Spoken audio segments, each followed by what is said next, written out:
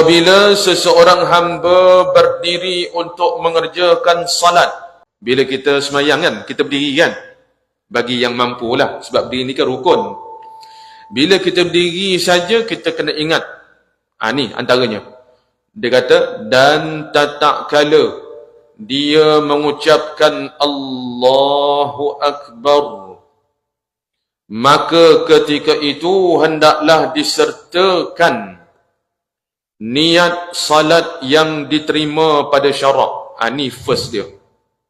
Kat sini kalau sangkut, kalau fail kat sini, tak payah cerita lah, sudahnya tak payah cerita lah. Pasal apa? Dekat sini tempat sah masuk seseorang dalam sembahyang atau tidak. Ni kat sini ni. Ni dia punya punca asal usul kat sini. Kalau kat sini sangkut, yang lain-lain tu, sujudnya, rukuknya, habis lah. Pasal sini tak diterima sini. Sebab tu dia guna istilah apa dia? Baca balik. Maka ketika itu, ketika kita sebut Allahu Akbar tu, hendaklah disertakan niat. Niat apa ni? Niat sembahyang. Niat tu kan rukun. Niat salat, cuba tengok tu. Apa dia kata? Niat salat yang diterima pada syarak. Apa maksud diterima pada syarak? Yang ditulis kat situ, yang sah pada syarak. Ni fiqh lah ni. Dia kat sini dia punya apa dia? Permulaan dia ni kena betul kat sini. Kalau sini sangkut, sini tak betul, cerita bab zikir ke dalam sembahyang semua luput, habis. Tak dapat nak dibilangkan pahala-pahala yang Tuhan janjikan dalam sembahyang tu. Pasal apa? Dekat sini lagi tak diterima pada syarak, tidak sah pada syarak. Apa maksud ini tuan-tuan? Ni kita sebut sepintah lalu ni. Apa dia niat yang sah pada syarak? Balik pada kalau sembahyang fardu ni, sembahyang 5 waktu, subuh, zuhur, asar, maghrib, isyak. Bila kita sebut lafaz takbiratul ihram tu, Allahu Akbar. Yalah sebelum tu kan, sebelum kita angkat takbir tu, lazimnya kita buat apa? Berdiri dulu. Berdiri. Kalau nisbah pada sembahyang jemaah ni masuk saf, betul-betulkan saf. Lepas tu ada imam, kita tunggu imam angkat takbir, baru kita angkat takbir. Tu. Jadi sebelum kita angkat takbir, sunat atas mazhab kita kan, iaitu mazhab Syafi'i, apa dia? Sunat melafazkan niat, talaffuz bin niyat. Ada tak? Melafazkan niat sembahyang, sebut. Seperti mana yang kita sedia maklum lah. Contoh kalau isya' sekejap lagi, salli fardal isya'i 4 raka'atin adaan ma'muman lillahi ta'ala. Sunat. Kemudian kita pun dekat sini tempat yang penting ni, sebab dia kata apa dia? Niat salat yang diterima pada syarak. Kat sini pokok pangkal dia sini. Kalau sini sangkut, Fatihah baik, rakaat pertama baik, dah rokok, sujud, duduk antara dua sujud, tahiyat awal sampai salam semua tak dikira belaka. Ni punca di sini. Okey, faham tak? Sebab tu disebut niat salat yang diterima pada syarak. Baik. Masa kita angkat takbir, atas mazhab kita wajib lintas berapa perkara? 3 perkara. Ya. Untuk sembahyang fardu, sembahyang 5 waktu tu, subuh, zuhur, asar, maghrib, isyak. Masa kita angkat takbir, Allah, dalam hati lintas. Dia kata apa dia? Disertakan niat. Maknanya dilintaskan niat dalam hati atas kata sembahyang fardu, 3 perkara wajib lintas. Yang pertama disebut istilahnya apa dia? Qasad.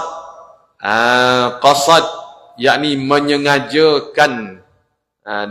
Qasad tu mana tujuan lah. Tujuan. Mana ni tujuan apa ni? Kita ni. Nak sembahyang. Maka sebab itu perkataan bagi menggambarkan Qasad itu apa dia? Aku semayang. Tu perkataan tu. Aku salat. Tak kira nak sebut salat boleh, semayang boleh. Jadi perkataan aku salat, itu dipanggil apa dia? Qasad namanya. Jadi tempatnya kat mana? Lintaskan dalam hati. Perkataan aku salat tu lintas dalam hati masa sebut, mulut kita sebut apa? Mulut kita sebut Allah. Dalam hati lintaskan perkataan aku salat. Ini dia panggil qasad namanya. Yang kedua dipanggil apa dia? Ta'arrud. Ta'arrud. Apa ta'arrud? Melintaskan fardunya. Melintaskan akan fardu. Ni sembahyang apa ni? Sembahyang fardu wajib dilintaskan fardu dipanggil ta'arrud. Jadi lintaskan perkataan apa? Fardu. Perkataan fardu lintas. Dah berapa dah? 2. Qasad, aku sembahyang. Lepas tu ta'arrud, fardu. Ni perkataan-perkataan ni bukan sebut, lintas dalam hati. Mari lintas. Okey, yang ketiga wajib apa dia? Dilintaskan akan ta'yinnya. Menentukan akan ni sembahyang apa? Contohnya sejak lagi ni Isyak. Lintaskan perkataan Isyak. Dipanggil apa? Ta'yin. Nak sebut ta'ayyun pun boleh. Ta'ayyun, ta'yin pun boleh. Cuma apa dia yang nak kena lintas tentang ta'yin ni? Waktu apa tu? Isyak, subuh, zuhur, asar, maghrib, isyak. Gitu. Lintaskan waktu sembahyang apa tu? Jadi lengkap 3. Dia panggil apa dia? Melintaskan qasad, ta'arrud dan ta'yin. Contoh kita cuba praktikkan. Contoh kejap lagi nak sembahyang fardhu isyak. Kita pun biasanya kita usalli fardhal isya'i 4 raka'atin adaan ma'muman lillahi ta'ala. Hukum talaffuz ni apa dia? Sunat, dapat pahala. Okey. Kemudian kita pun angkat takbir. Ada. Angkat takbir yang disebut lafaz takbiratul ihram. Bila sebut Allah saja, mari lintas lalu dah dalam hati. Apa dia? 3 perkara tadi tu. Qasad, ta'arrud, ta'yin. Hukumnya apa? Wajib. Itulah namanya niat. Niat tu kan rukun sembahyang. Cara niat itu dizahirkan macam mana? Lintaskan qasad, ta'arrud, ta'yin. Jadi macam mana?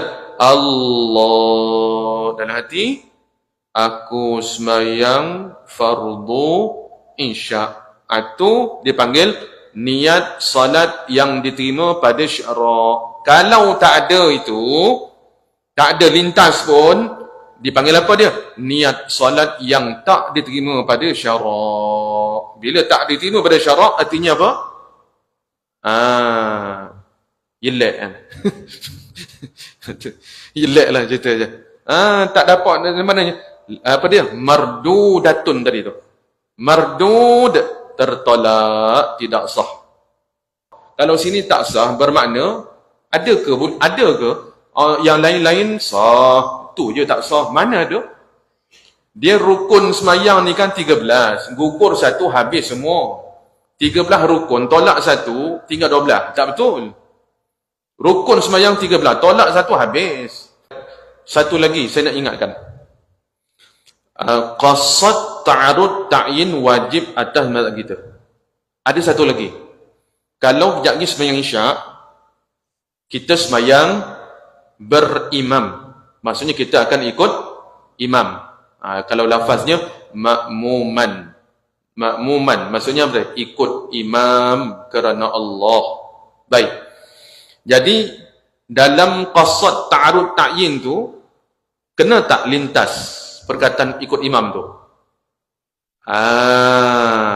Kena tahu hukum dulu. Apa hukum melintaskan niat mengikut imam atau menjadi imam bagi imam? Macam kita makmum, niat jadi makmum lah. Hukumnya apa? Hukumnya sunat. sunat.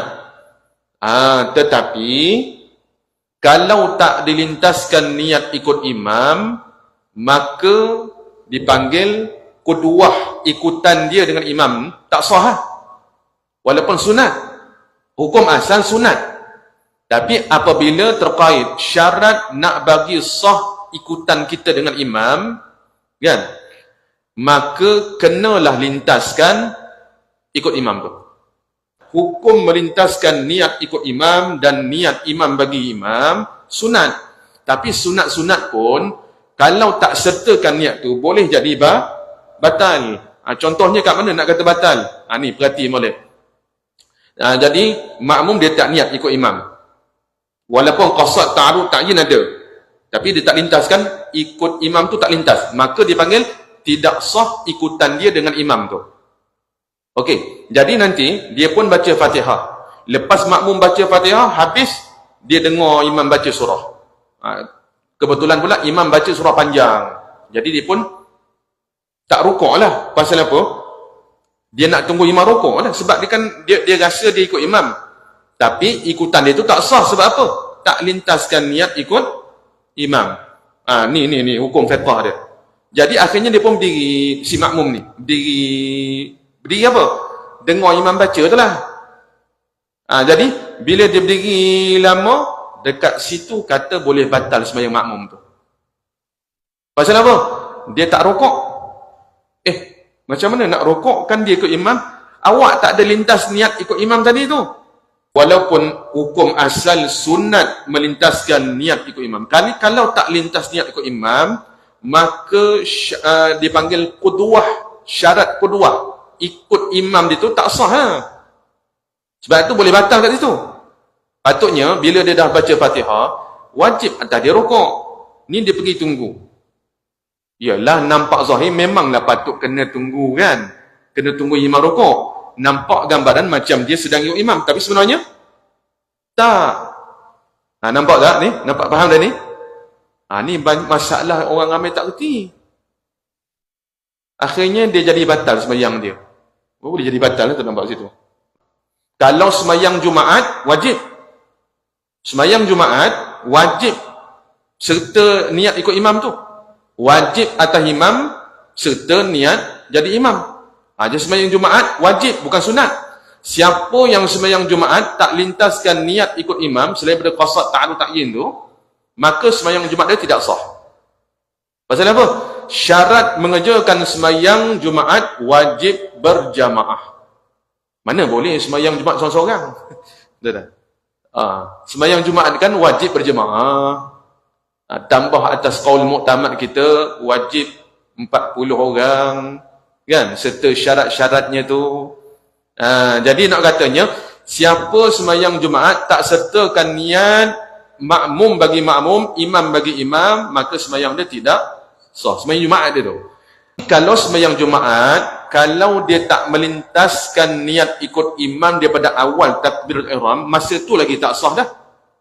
Kalau sembahyang waktu ni, contoh sembahyang Isya ke, boleh dia melewatkan sikit. Contohnya, masa niat tadi tak ada pun lintas niat ikut imam. Terlupa contohnya. Lepas tu masa baca Fatihah tu baru teringat. Masa tu dilintaskan.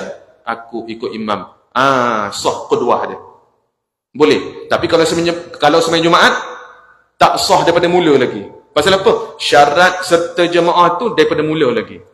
Adapun sekarang sembahyang lain pada Jumaat, boleh dianjak-anjak sedikit walaupun tak masa takbiratul ihram tu. Tapi nak katanya kalau tak niat ikut imam maka boleh membatalkan. Kalau kebetulan segala perlakuan dia muafakat dengan imam, maka taklah batal. Dia takut jadi berdiri lama, imam duk baca surah, ataupun imam belum selesai lagi, dia berdiri buat apa ni? Patutnya dia kena rokok. Sebab apa? Sebab kan dia tak sah ikut imam tu. Tak ada, dia panggil tak cukup syarat qudwah dia tu. Sini tuan-tuan, banyak fail dah. Boleh faham dah?